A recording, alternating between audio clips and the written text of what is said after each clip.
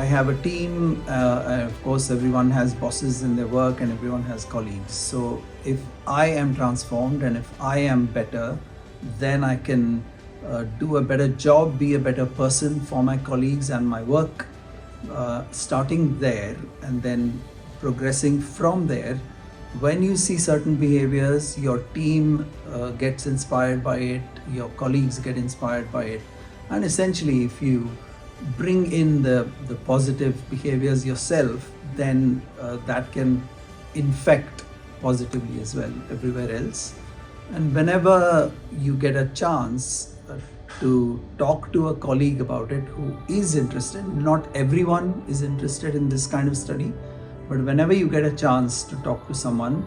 you can then spread the word, and